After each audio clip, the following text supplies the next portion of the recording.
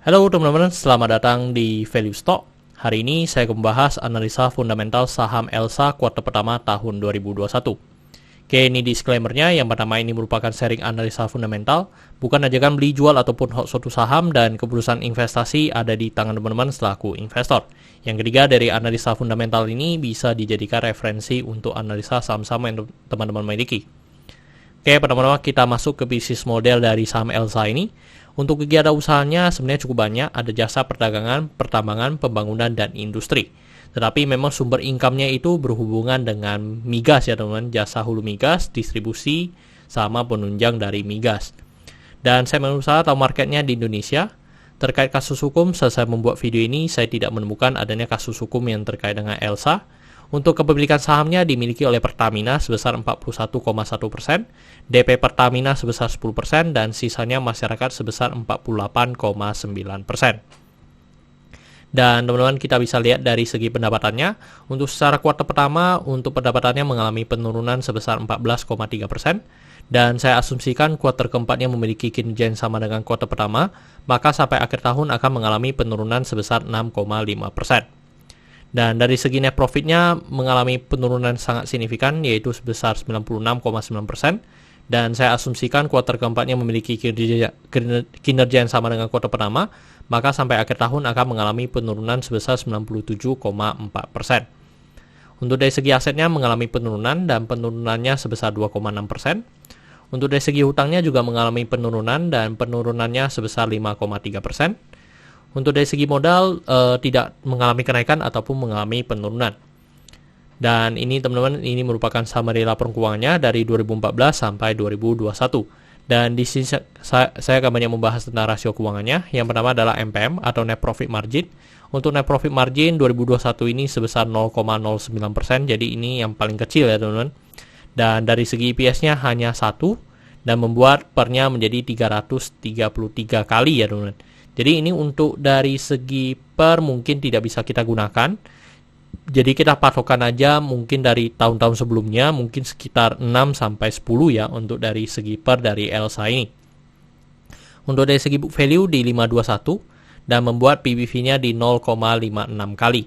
Jadi untuk dari segi PBV masih mengalami penurunan juga dibandingkan dengan tahun sebelumnya. Untuk dari segi DER-nya di 0,95 kali, jadi ini cukup bagus ya, yang dimana DER-nya sudah di bawah 1, yang dimana 2020 DER-nya di angka 1. Untuk dari segi ROE tidak bisa kita gunakan karena memang penurunan dari net profit-nya yang sangat signifikan, yang membuat dari segi ROE-nya pun menjadi 0,17%. Jadi ini masih sangat kecil. Kalau kita ambil rata-ratanya mungkin sekitar 6-9% ya untuk dari ROE dari ELSA ini. Untuk dari ROA di 0,09%. Oke teman-teman, saya membuat video ini untuk harga sahamnya di 292. Dan dari analisa fundamental saya bisa mendapatkan nilai intrinsic value untuk ELSA ini sekitar 350. Jadi masih memiliki margin of safety 20%. Dan ini kesimpulannya. Yang pertama dari produk dan jasa saya berikan oke karena saya melihat perusahaan ini mampu bertahan 5-10 tahun ke depan. Untuk GCG saya berikan oke karena memiliki pemegang saham mayoritas. Yang kedua tidak memiliki kasus hukum. Untuk revenue saya berikan oke, tetapi net profitnya saya berikan no karena penurunan dari net profitnya sangat signifikan di atas 90%. Untuk dari aset saya berikan no karena mengalami penurunan. Untuk liability saya berikan oke karena DER-nya masih di bawah 1. Untuk book value saya berikan oke karena harga jual sekarang masih di bawah harga book value-nya. Untuk secara sektor saya juga berikan oke, sebenarnya juga tidak ada hal yang perlu kita concern. Jadi jika liability-nya oke, saya berikan satu sektor ini oke. Untuk ROE saya berikan no karena di bawah 9%. Untuk margin of safety saya berikan oke karena positif. Untuk dividen saya berikan status oke karena selama 5 tahun terakhir untuk ELSA ini masih cukup royal membagikan dividen kepada investornya.